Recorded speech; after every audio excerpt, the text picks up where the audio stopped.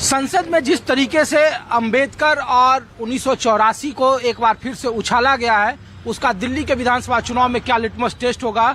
करोल बाग सुरक्षित सीट है और यहाँ का माहौल दिखा रहा हूँ। तो क्या नाम है आगे आपका? अरे आप बताओ। अरे नीला कुर्ता में आप है तो आप बताओ ना। मेरा नाम कुमार पाल है।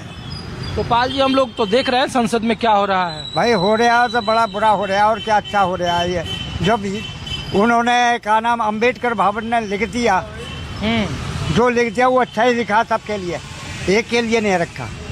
तो नहीं उसको मानता ही नहीं कोई। सुनिए जी, बाबा अम्बेडकर को तो मानता ही नहीं कोई भी। अम्बेडकर को तो सब बाबा को मान रहे हैं। बीजेपी भी मानती है, कांग्रेस भी मानती है, आम आदमी पार्टी भी मानती तो है, पर मानते तो वो तो नहीं छोड़ते बड़े आदमी। तो अब देखो कैसा गर्दा मचाया उन्होंने। फिर दूसरी बात ये है कि जो मोदी जो कर रहा है वो अच्छा नहीं कर रहा। आते खनी उनने पब्लिक को लाइन में लगा दिया, आते खनी तारी पटकवा दी, आते खनी थाली पटकवा दी, आते खनी जो मोमबत्ती जलवा दी। अरे भाई कोई हिसाब है बे? गाजर गाई है, ये सब कुछ करा दिया इसने और अब पब्लिक को परेशान कर दिया। तो नहीं, मोदी जी और उनकी पार्टी तो कह रही है कि बाबा साहब अम्बेडकर को सबसे ज्यादा परेशान कांग्रेस ने किया।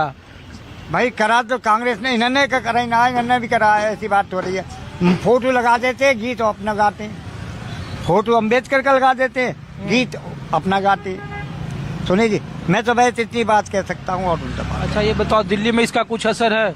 बाबा साहब को मानने वाले जो लोग हैं, कांग्रेस भी बाबा साहब को आगे बढ़ा रही है, करे संविधान आरक्षण।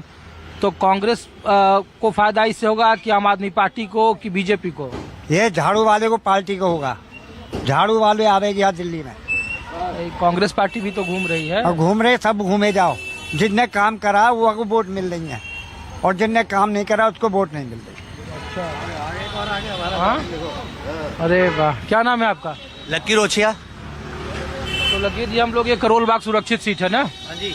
तो हम लोग पूछ रहे हैं कि ये बाबा साहब पर जो चल रहा है, तो पूरे दिल्ली तो पहला लिटमस टेस्ट है उसका कि बाबा साहब को मानने वाले, जानने वाले, वंचितों के जो विधाता हैं, तो उस समाज के लोग क्या सोचते हैं।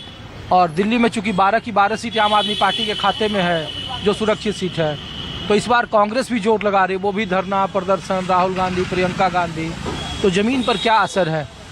देखिए, सबसे बड़ी बात तो है माननीय गृह मंत्री जो अमित शाह जी ने अपना बयान जो दिया है संसद के अंदर, वो बहुत ही निंदनीय है। ठीक है जी। सबसे महत्वपूर्ण बात यह है, बाबा साहब एक व्यक्तित्व नहीं है, एक विचारधारा है। और उन्होंने पिछड़े वर्ग के लिए जो किया है वो भगवान से बढ़कर है। भगवान ने तो हमें जन्म दिया, लेकिन बाबा साहब ने लड़ने के लिए अधिकार दिए। और इतना प्यारा और इतना सुंदर हमारा संविधान बनाया बाबा साहब ने, जो कि इतना है कि लोग उनकी तारीफ करते हैं इस चीज को लेके। कोलंबिया यूनिवर्सिटी में भी पूरे सदी के अंदर अगर किसी महानायक का नाम लिया गया है तो वो हमारे बाबा साहब अम्बेडकर जी का नाम लिया गया है। अमित शाह जी ने बोला कि अगर आप भगवान का नाम रट लेते तो स्वर्ग पा जाते। अरे भगवान तो हमारे साथ हैं ही, भगवान है तो हमारे अंदर ही है, मन में ही है। लेकिन सबसे बड़ी बात है, जो जिस धरती पे आने के बाद, बाबा साहब तो खुद भगवान को नहीं मानते थे। भगवान को मानने की बात नहीं है, सबसे बड़ी बात है आपको अब ये देखना चाहिए कि अधिकार जो सबसे ज्यादा जरूरी है वो बहुत ज्यादा जरूरी है। और सबसे बड़ी महत्वपूर्ण बात है कि आपको ये देखना चाहिए विचारधारा बहुत ज्यादा जरूरी है, उसी के उस पे रहना जरूरी है। आप बताओ, एक विचारधारा में कांग्रेस पार्टी भी उनकी विचारधारा को आगे बढ़ा रही है। देखिए, कांग्रेस पार्टी का अपने आइडियोलॉजी है, हर किसी का अपने अपने आइडियोलॉजी है, हर किसी को स्वतंत्र भारत है, उसमें सबको बोलने का अधिकार है, सबका है। लेकिन बाबा साहब अम्बेडकर के लिए ना बोलना एक ही निंदनीय है, बहुत ही गलत है। और देश के गृह मंत्री जी को माफी मांगनी चाहिए देश के सामने। ठीक है। जातिगत समीकरण को देखना बहुत जरूरी है। जातिगत समीकरण के बिना नहीं बनेगा।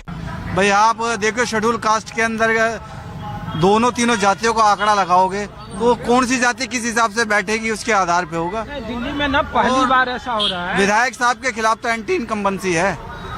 काम ना हुआ होगा तो वोट तो कहीं ना कहीं जाएगा। लोग ना दिल्ली में जब बात करते हैं तो अपर क्लास, मिडिल क्लास, ये अम्बेडकर या एससी समुदाय की वजह से अब मुद्दा आ गया कि लोग खोज रहे हैं कि अच्छा यहाँ एससी वोटर कितने % हैं, तो क्या ये जाति भी अब फैक्टर होगी दिल्ली के विधानसभा चुनाव में? दिल्ली देखो ऐसा है, जो सदियों से जातियों को दबाया गया है ना, अब वो जाति ऊपर आ रही है।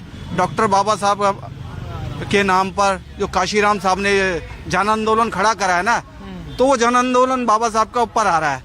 आज सबको आपने देखा होगा, कांग्रेस के बीजेपी के लोग आज नीली वो कर रहे हैं, सब कुछ कर रहे हैं, तो वो उसका इफेक्ट तो होना है, लाजमी है, इफेक्ट होगा। फायदा किसका है? फायदा तो भाई ऐसा है, जितना ज्यादा जनसंघर्ष होगा तो गरीबों को मिलना चाहिए, हम तो ये चाहेंगे।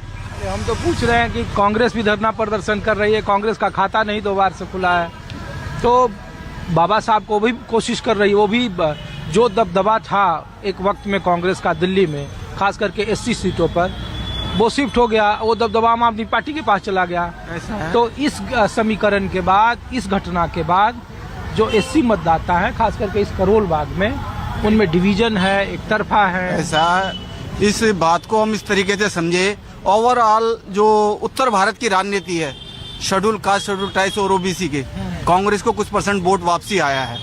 जो स्वर्ण मतदाता जो कांग्रेस से अलग हुआ है और जो बहुजन समाज आया है, वो कांग्रेस के पास आया। दिल्ली में मेरे को लगता है कांग्रेस के पास कुछ ना कुछ आएगा, दिल्ली में कांग्रेस का खाता जरूर खुलेगा।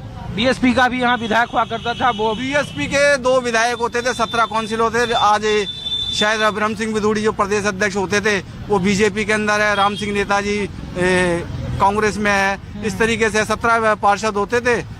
मेरे को लगता है बीएसपी का तो यहाँ जो वोट जो 15-16% बढ़ा था, वो अब 4-5% पे रह गया, 4% वो माइनस में जाएगा, मेरे को लग रहा है। आपका क्या नाम है? मेरा नाम रंजीव गंगवाल है। क्या आप पार्टी से जुड़े हुए हैं या? अभी तो समाज सेवा करता हूँ बहुत।